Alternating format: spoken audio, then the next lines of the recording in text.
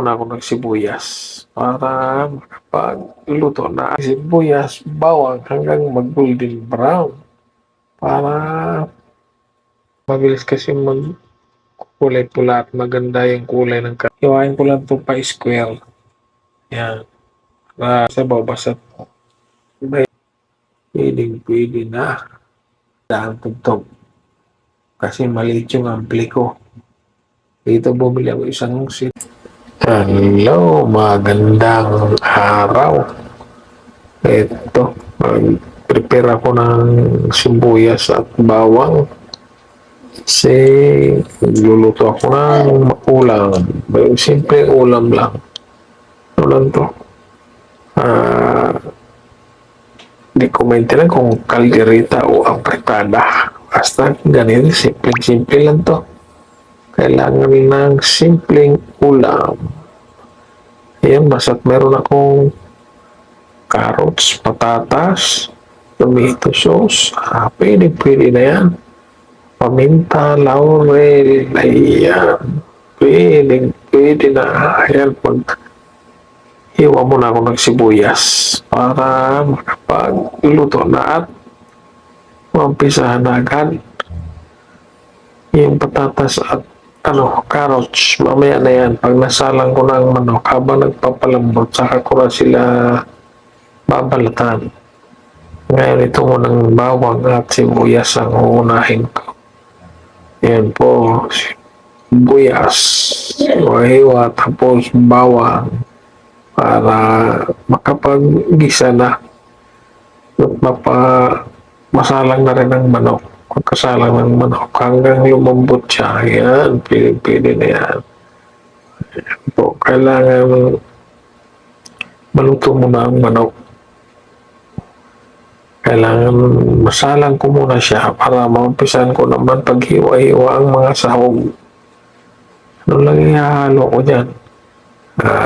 Green peas, tomato sauce, tapos carrots, sibuyas, bawang, patatas, tapos yung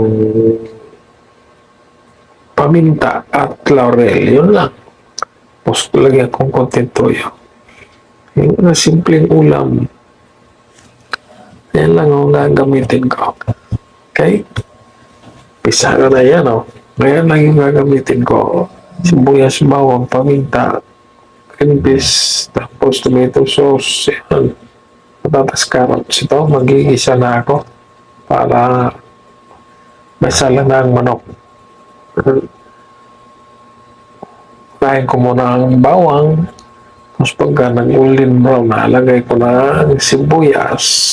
Ayan, mga simpleng simpleng luto-luto lang. Okay, ano muna para dire-diretso. Ayan, Gisa-gisa lang ng sibuyas, bawang hanggang mag-golden brown para makaluto at makakain. Ngayon, pwede na. Yan lang naman lagi. Simple lang ang aking mga niluluto. Simpleng pagkain. Bihirang-bihira lang na kumakaluto ng masarap na masarap. Yan mga simple lang. Yan, salang ko na ang manok. Kunting manok lang yan. Pang ulam lang talaga. Ayan, maglalagay na akong laurel. At ito, mayroong laurel at paminta. Lalagay na rin ako ng paminta. Hindi na, balot na laurel lang ginagamit ko dyan para matansya. Tapos yan, paminta. Ganon din, yung balot lang din. Mga 2 o 3 balot, pwede na dyan. Para sakto lang medyo may lasa-lasa na siya. Yan, okay na yan. Pwede na. Tapos, lagyan ng toyo. Halo-haloin mo na. Lagyan ko pala ng kunting toyo yan. Pero mamaya na, halo-haloin ko muna para ma-mix-mix na. Yan. Ayan, lagyan ko na ng kunting tuyo lang naman para kung mabilis lang kumulay pula. Magkukulay pula lang ang karne. Ayan. Mabilis kasi magkulay pula at maganda yung kulay ng karne kung gusto nyo lang. Pero depende na yan. Sa magluluto, kasi nilalagyan ko talaga ng tuyo para magkulay pula. Ayun, habang nakasala ang manok, ito, magbabalat at maghihiwa na ako ng patatas at carrots. Yan, may bell pepper din. Kailangan may laging may bell pepper. Yan, ang balat at maghiwa-hiwa muna ako ng patatas para mayroon tayong pagsahog. Ayan, patatas yan, ang paboritong ulam ng aking dalaga. Kahit kunti ang karne, basta may patatas, solve na siya. Ayan. Ilang piraso lang naman yan, patatas at carrots.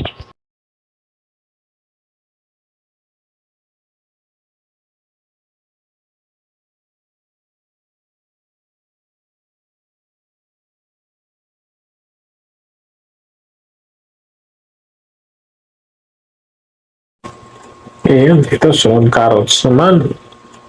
Carrots naman ang sunod na balatan at hihiwain. Kaya habang nakasalang ang manok, kaning manok, ayan, prepare ko rin ang mga pangsahog para pagkaluto, ayan, sakto, salang na rin agad. Ayan, carrots muna para patapos na, para malapit na matapos sa pala. Hindi na patapos, malapit na ito matapos maghiwa-hiwa. Kasi dalawa lang ang carrots sa bell pepper na yan. Ayan. Ganda yung ihanda na para sasalang na lang. Ayan. May hiwa-hiwa sa carrots. Ayan. Simpleng hiwa, maliliit lang. Dumami. So, pag makapal yan, bilis lang, konti lang yan. Maganda yung maninipis lang konti para marami din. Marami makakain. Ayan. Ito na, bell pepper na. Hiwain ko lang ito pa square. Yan. Panghuling salang naman na yan. Pag iluto na lahat, pangdagdag ano lang yan, dagdag aroma lang ang bell pepper. Yan, simple luto. Yan. Sugasan lang. Sa may hiwa ng mga pa-square lang ang hiwa.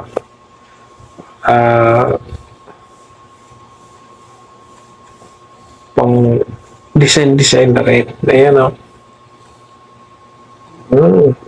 Iyon o. Ganyan lang. Mga simpleng hiwa lang. Hindi naman tayo cook, pero yun lang ang alam natin. Yan, simpleng alam lang. Simpleng kapapanood. Ayan. Tsaka tayo talaga ang tagaluto. Okay? Yan na yung carrots, patatas. Ito na hiwa. Ito yung ko. Kumukulo na siya yung karne. Malapit na maluto yan. Kaya maya, may lagay na ang carrots at patatas. Pero yan, siyempre, para pumula talaga, lalagyan pa ng tomato sauce. Mas nabis sana kung may tomato paste ka. Kaso, wala naman akong stock na tomato paste, kaya tuyo na lang. Kung gusto mo ng pulang-pula, yung tomato paste, ayan. Lagyan ko na ng tomato sauce. Ayan, tomato sauce na ilalagay. Tamang-tama lang yan, pampapula-pula-pula. Papula-pula lang sa niluluto. Ayan. Paborito kasi nila yung ganyang ulam. Ganyang luto, paborito nila. Kaya, ayan, lulutuan ko sila. Ayan. Ayan, ano na yan, matawag nun? Pupula na. Dagdagan ko ng kunting sabaw yan kasi mas paborito nila sabaw. Para para lumapot, lagyan ko lang ng cornstarch pala. Kahit maraming sabaw, basta may palapot na mabilis lang. Yun, lalagay ko ng carrots at patatas kasi luto na ang karne. Kaya ilagay na hanggang maluto. Yan o. Ay, pwede na sa ulam niyan. Solve na naman ang kainan sa ulam. Yung chiko yan, kulong-kulo na. Medyo maraming sabaw yan kasi dinadagdagan ko. Haluin ko lang ng haluin kasi magdidikit yan kasi manipis yung kaserola. Pero lalagyan ko ng cornstarch yan, magkanawang cornstarch, kahit mga kalahating mangkok para lumapot. Sarap na yan. Ayan o, yun, cornstarch. Cornstarch yan, pang palapot ng sabaw din. Yan, mga may natira-tira tayo eh. Yan, gagamitin natin. Kunting cornstarch, kakanawin sa mangkok para lumapot ang sabaw. Basta't merong gamit eh, hindi gagamitin para hindi masayang. Kaya yan o, nakakanaw na. Nakakanaw na ang cornstarch, halos mahigit kalahating mangkok. Pwede na. Sabay, sa lagay ko na lang para lumapot ang sabaw. Ayan na o. Yun. Nalagay ko na pala ang ano yan, cornstarch, kaya lumapot na ang sabaw. Nalagay ko na rin ang bell pepper, take ko lang na videoan. Kaya, ayan, pwede na, malapit na yan. Ayun o, solve na yan. Lagay ko na ang green peas. Huling ano yan, green peas, huling salang. Ayos naman na yan eh. Yun, ganyan lang. Ayan o, solve na, kainan na. Yan o, kanya na ulam, simple-simple. Paborito kasi ng aking dalaga. Ganyan lang. Yan. Simple ulam. Pwede nang kumain. Kasi nakaluto na ang papa. Kaya, yan ito. Tapos na ako rito. Tapos akong magluto. Kainan na tayo dyan. Yan. Thank you so much. Kaluto na. Ayun, pwede na. Solve na naman sila. Sa ulam na paborito nila. Okay? Okay, ito.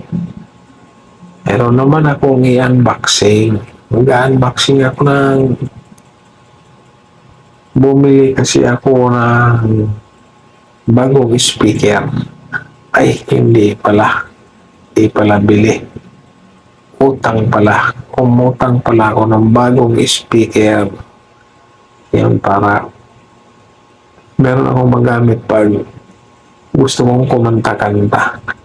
Kasi yung mga dati kong speaker na yan, mga hindi maganda ang tugtog. Kasi maliit yung ampli ko. Dito bumili ako isang set ako. Umutang pala. Isang set. Pero ano lang to, pang indoor lang talaga, maliliit lang na speaker. Saktuhan lang. Pang bahay lang talaga. Yan. Simple. Ganyan lang itsura. Kaya sasabit ko lang yun sa pader. Para pwede pang sabit. Yan lang yung ampli ko, maliit. Tapos, speaker, maliliit din. Pero match na match sila kasi isang set yan. Malakas-lakas na rin. Okay? Pili na rin yan. Tug, pang video ko lang. Ayan ah. Pang kanta-kanta, pang practice. Ayan na po ako. Kuha, mailabas na at sit up para masubukan kanta-kanta. Subukan lang, baka sakali. Mahilig din pala magkanta-kanta yung aking mga kasama. Kaya kailangan may medyo tayong Sounds, ayan, maliit lang siya. Oh. Pero kilalang ano siya, kilalang branding yung inutang ko para matibay-tibay. Yan, ika nga branded ba? Yan o, pwede. Tapos yung ample, yan, ganyan lang, isang set. Isang set po sila. Pwede na yan. May libreng mic, jack, bracket. Okay po, hanggang dito na lang. Thank you so much. Happy New Year!